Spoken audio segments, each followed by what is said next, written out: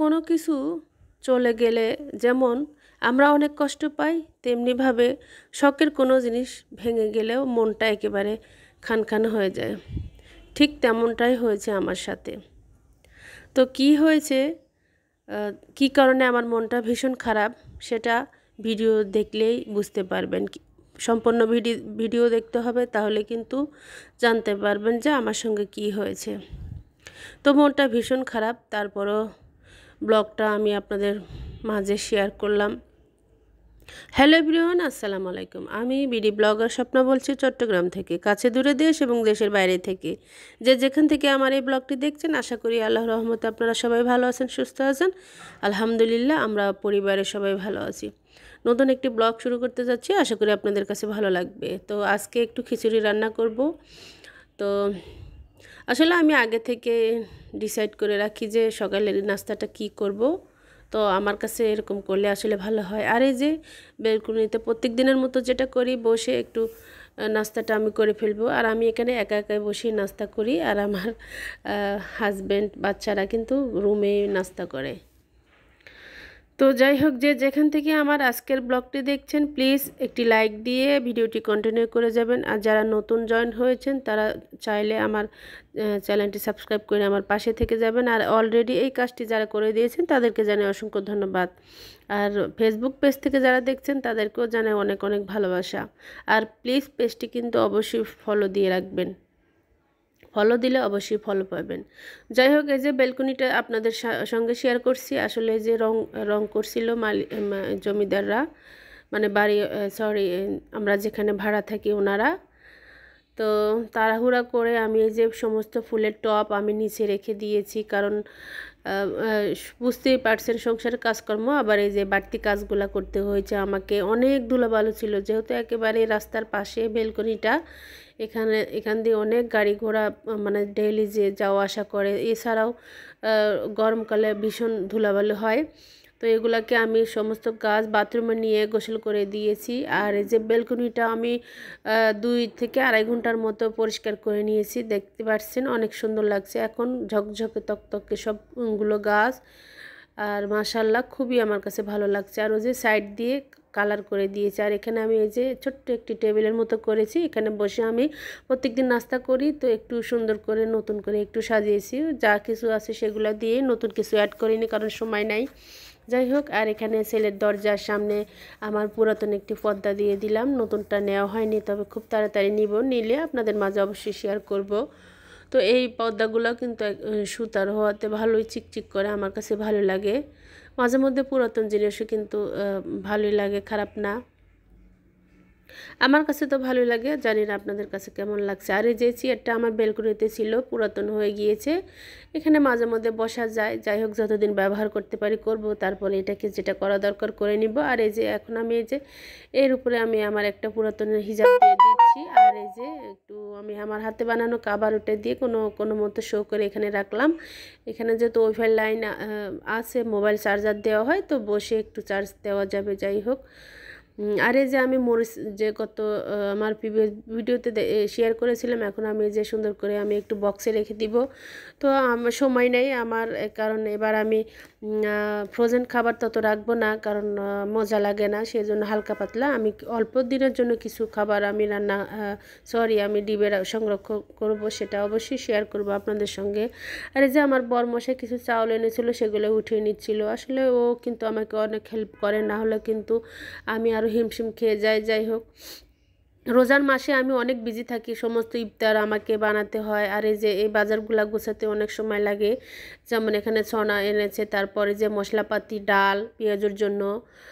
আর এই যে খেজুরগুলো আমি ভালোভাবে ধুয়ে একটু রোদে দিয়েছিলাম, তো এখন আমি সুন্দর করে জারে উঠিয়ে নিব। আর এই যে একটু ভাজা সোদা এনেছিল, এই যে এই সিমের বিচিগুলো আমি একটু হালকা পানির মধ্যে সিদ্ধ করে ডিবে রেখে দিব। আর এই যে সবজিগুলো কিছু রান্নাবান্না করব, আর বাকিগুলো আমি ফ্রিজের মধ্যে সংরক্ষণ করে দিব। আর আমি বেশিরভাগ ইফতার ঘরে বানাই, কারণ আমার বাচ্চারা, আমার হাজব্যান্ড ঘরের ইফতার খেতে পছন্দ করে, বাইরেটা লাইক করে না। সেজন্য আমার আরও ঝামেলাটা আরও বেশি হয়ে যায়। তো গতবার আমি কিছু নাস্তা করেছিলাম, কিছু ভালো লেগেছে, কিছু ভালো লাগেনি। সেই জন্যে ভাবলাম যে আসলে করব না, কারণ এটা স্বাস্থ্যেরও একটা ব্যাপার স্যাপার আছে। তো যেগুলা মজা হয় বা খেতে আমরা পছন্দ করি সেগুলোই করব। তো আজকে আমি আপনাদের সঙ্গে শেয়ার করব আমি কিভাবে প্রস্তুতি নিয়েছি রোজার, সেগুলাই আপনাদের সঙ্গে শেয়ার করব। জানি না আপনাদের কাছে কেমন লাগবে। যদি ভালো লাগে অবশ্যই লাইক, কমেন্ট এবং শেয়ার করবেন। আর প্লিজ আমার চ্যানেলটি সাবস্ক্রাইব করে আমার পাশে থেকে যাবেন। আর এই যে একটু মশলাপাতি, যে মিঠে জিরা আমার খুবই লাগে, তারপর মাংসের মশলা, এখানে ঘি এনেছে, পোলাও চাউল এনেছে, বাজার সদা যেগুলো দরকার সেগুলো আমি শেয়ার করে দিচ্ছি। আর এই যে মাছ, এটা কিন্তু আমি রোজার জন্য রেখে দিব, সুন্দর করে একটু মশলাপাতি দিয়ে রেখে তারপরে একটু ভেজে নিব হালকা করে, বেশি না। আর এখানে যে মাংস, এগুলোও আমি ডিপ ফ্রিজে রেখে দিব। তো এর মধ্যে আমি একটু কাবাব মশলা, তারপর আদা বাটা, রসুন বাটা, ধনিয়া গুঁড়া, জিরা গুঁড়া, মরিচ গুঁড়া, হলুদ গুঁড়া, লবণ দিয়ে দিয়েছি। আর একটু কি বলে, একটু তেলও দিয়েছি, দিয়ে মিক্স করে নিলাম। আর এটা আমি ওই যে চিকেন স্টিক বানানোর জন্য সেটা আমি একটু রেখে দিব, করে নিচ্ছি। এটা আমি এর আগেও শেয়ার করেছিলাম। তো এভাবে করে রাখলে কি হয়, মানে একটু সুবিধা হয়, অনেক অনেক হাতে সময় পাওয়া যাবে। তো সেই সময় আপনি আল্লাহর ইবাদত বন্দেগী করতে পারবেন। তো আমি আসলে এরকমই করি, এই কাজগুলো করে রাখছি, আমার কিন্তু অনেক সুবিধা হবে, অনেক হেল্পফুল হবে। তো রান্নাঘরে মিস্ত্রি এসেছিল, যে ওয়ালে ডিল করে স্ট্যান্ডটা আমি লাগিয়েছি, সেজন্য আমার অনেক বাড়তি কাজ করতে হয়েছে। অনেক ময়লা পড়েছিল, ডিল করলে বুঝতে পারছেন ময়লা বের হয়, সেগুলো আবার মানে পুরো রান্নাঘর, তারপর যেখানে যেখানে করা হয়েছে সেখানে ময়লা হয়েছিল, এগুলো পরিষ্কার করেছি। খুবই মানে কি বলবো, তাড়াহুড়া করে এই কাজগুলো করেছি। তো নিজের সংসারের কাজ নিজেই করে, কিন্তু অনেক সময় হিমশিম খেয়ে যায়, মানে সময়ের সাথে সাথে হয় না, অনেক মানে কষ্ট হয়ে যায়। যদিও আমার হাজব্যান্ড আমার বাচ্চার হেল্প করে, তারপরও বুঝতেই পারছেন। তো যাই হোক, অনেক কথা বলেছি। এখন এই যে একটু তেল এনেছে, আমাদের রোজার মাসে কি বলবো অনেক তেল লাগে, যেহেতু আমি সব কিছু ঘরেরই তৈরি করি। আর এখানে এটা হচ্ছে চাউলের গুঁড়া, তো আমার শেষ হয়ে গিয়েছিল, তো একটু এনেছে। আর এই যে লাউ শাক, এই লাউ শাকের কারণে আমার দুর্ঘটনা ঘটেছে। তো কী ঘটনা ঘটেছে তো একটু দেখতে থাকেন, বুঝতে পারবেন। আর যে আমার হাজব্যান্ড কিছু মাংস এনেছিল, মাংসগুলো আমি কিছু এই যে এভাবে রেখে দিব, তারপর মাছগুলো রেখে দিব। আর কিছু মাছ আছে যে আমি ভাজি করে অলরেডি এটা ডিবে রেখে দিব। আর মাংসও আমি কিছু কষিয়ে রাখবো, সেই মাংসগুলো আমি ওই বিরিয়ানি বলেন, তারপর যে চটপটি, না সরি হালিম, যে কোনো নাস্তার মধ্যে এই যে দেওয়া যাবে, আমি সুন্দর করে অফ ক্যামেরাতে করে নিয়েছি হাতে মেখে। এটা আর শেয়ার করলাম না, আসলে আমরা সবাই কম বেশি জানি, যেহেতু যদি সব কিছু শেয়ার করে ভিডিওটি অনেক বড় হয়ে যাবে, সেজন্য শেয়ার করলাম না। আর এখানে একটি মজার একটি ভর্তা শেয়ার করব, যে চিকেনের মধ্যে আমি একটু সামান্য হলুদ গুঁড়া, মরিচ গুঁড়া আর একটু মাংসের মশলা, লবণ দিয়ে একটু ভেজে নিব সরিষার তেলের মধ্যে। আর এর মধ্যে আমি বেশি করে পেঁয়াজ, রসুন আর কাঁচামরিচ দিয়ে এটাকে ভাতে মেখে নিব। আর এটা একটু নতুনভাবে আমি তৈরি করছি, এর মধ্যে একটু ডিম দিয়ে দিব, এতে করে এর স্বাদটা আরও বেশি বাড়িয়ে দিবে, আর খেতে ভীষণ মজা হয়। চাইলে একটু শুকনো মরিচও অ্যাড করে দিতে পারেন, তবে শুকনো মরিচ দিয়ে করলে মজা লাগবে না, কাঁচামরিচই বেশি মজা লাগবে। আর আমার ধনেপাতা ছিল না, ধনেপাতা দিলে কিন্তু আরও মজা লাগবে। এই যে আমি কিন্তু অলরেডি করে নিচ্ছি ভর্তাটা। তো ভিডিওর মধ্যে কোনো ভুল ত্রুটি হলে প্লিজ আব্বু ভাইয়েরা ক্ষমা সুন্দর চোখে দেখবেন। আর অবশ্যই কিন্তু ভিডিওটি শুরু থেকে শেষ পর্যন্ত দেখবেন। আমার আপুরা রোজার কি প্রিপারেশন নিচ্ছেন চাইলে কিন্তু আমাকে কমেন্ট করতে পারেন। সুন্দর সুন্দর আপনাদের কমেন্ট আমাকে আরেকটি কন্টেন্ট বানাতে হেল্প করে। যাই হোক, আপনাদের সবার সুস্বাস্থ্য কামনা করি, সবারকে আমি মন থেকে দোয়া করি, যারা যারা আমাকে সাপোর্ট করছেন। অবশ্যই আমি আপনাদের সাপোর্ট করব, ভালোবাসা দিব। যাই হোক, এই যে এটা ছিল একটু সকালের কি বলবো নাস্তা, তো শেয়ার করে দিলাম। মাঝে মধ্যে একটু ভিন্ন রকম নাস্তা করলে ভালো লাগে। তো যাই হোক, আর এই যে লোট্টা মাছের তরকারি একটু শেয়ার করছি, এটা হচ্ছে ঝাল, এই চট্টগ্রামের লোট্টার ঝালটা খেতে ভীষণ মজা হয়। তো এক ভিডিওর মধ্যে অনেক কিছু শেয়ার করছি, তো যারা দেখবেন অবশ্যই কিন্তু আপনাদের অনেক কাজে আসবে। তো এখানে এই যে আমি দুপুরে রান্নার জন্য লোট্টা মাছ, তারপর শাক ভাজি করব। তো লোট্টা মাছের মধ্যে যা যা দেওয়া দরকার তো সেগুলো একটু বলে দিচ্ছি। ধনিয়া গুঁড়া, মরিচ গুঁড়া, হলুদ গুঁড়া, রাঁধুনি দিয়েছি, পেঁয়াজ কুচি বেশি করে দিবেন। আর হাতে মেখে এই রান্নাটা খেতে এত মজা হয় কি বলবো, বাসায় একটি বার হলে ট্রাই করে দেখবেন, খুবই মজা হয়।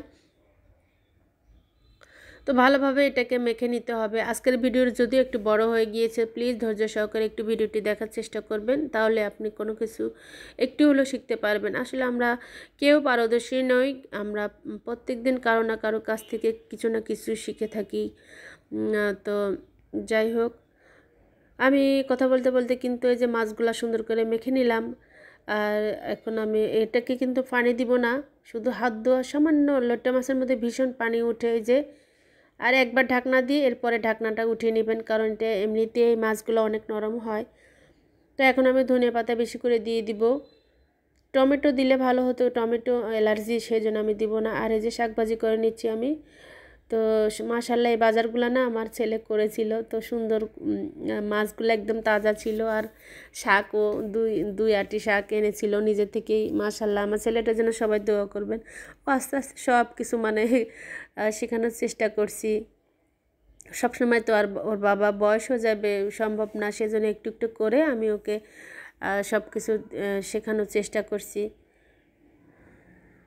তো দেখেন কত সুন্দর হয়েছে না তরকারির কালারটা। আর এটা ছিল বিকেলবেলা, তো বিকেলবেলাতে আমি একটু অনেক দিন পর একটু রোল তৈরি করলাম। যেহেতু চিকেন ছিল, চিকেন আলু আমি আগে থেকে ভাজি করে রেখেছিলাম, তো সেগুলো দিয়ে রোলটা একটু তৈরি করে নেব। এটা ছিল বিকেলের একটি নাস্তা। তো আসলে আমি তো মানে যেভাবে প্রিপারেশনটা নিতে চাচ্ছিলাম সেরকম হয়নি। তো প্লিজ আপুরা মনে কিছু নেবেন না, ভালোবেসে আমার ব্লগগুলো দেখবেন। আমিও কিন্তু আপনাদের ব্লগগুলো দেখি, কমেন্ট করার চেষ্টা করি। সবাইও কিন্তু আমার ভিডিওগুলো দেখবেন, কমেন্ট করবেন এবং আমার পাশে থাকবেন। আমিও কিন্তু আপনাদের পাশে থাকবো, কারণ এখানে একে অপরের সাপোর্টিং না হলে কিন্তু আমরা কেউ সামনের দিকে এগিয়ে যেতে পারবো না। যারা নতুন আছেন ধৈর্য সহকারে ভিডিও দিবেন, অবশ্যই একদিন সাকসেস হবে। তো যাই হোক, এটা ছিল আরেকটি মানে এই যে কষ্টের কথা এখন বলবো। তো গতকাল আমি একটু বের হয়েছিলাম, তো এই যে এই 4টা জিনিস আমি 100 টাকা দিয়ে নিয়েছি। কেমন হয়েছে অবশ্যই কমেন্ট করে জানাবেন। খুবই ভালো লাগে। এই ম্যাটগুলো দিয়ে আমি একটু ওয়াল ডেকোরেশন করার জন্য নিচ্ছি। আর যেমন ইচ্ছা তেমন আপনারা ডেকোরেশন করতে পারবেন। আর এই যে দেখেন এটা মাজনিটা খুবই কিন্তু হেল্পফুল হবে রান্নার কাজে, সেজন্য এক দেখাতে আমি নিয়ে নিয়েছি। আর এই যে জারগুলো নিব, কারণ আমি রান্নাঘরের জন্য খুব শীঘ্রই একটু সুন্দর একটি ভিডিও আপনাদের মাঝে শেয়ার করব, সেজন্য নিচ্ছি একটু একটু করে। এই দুটো নিয়েছিল আমার কাছে 120 টাকা নিয়েছে, তো সরি 220 টাকা। তো আর এই যে দেখেন আমার শখের জিনিসটা কীভাবে ভেঙে গিয়েছে। তো তাড়াহুড়া করলে কোনো কিছু মানে ভালো আসে না, তারই এই ফলাফল। আমার মনটা ভীষণ খারাপ। এটা নিয়েছিল 350 টাকা। তো কুই বলব, আজকের মতো এই পর্যন্ত। আল্লাহ হাফেজ, আসসালামু আলাইকুম, টেক কেয়ার, বাই বাই।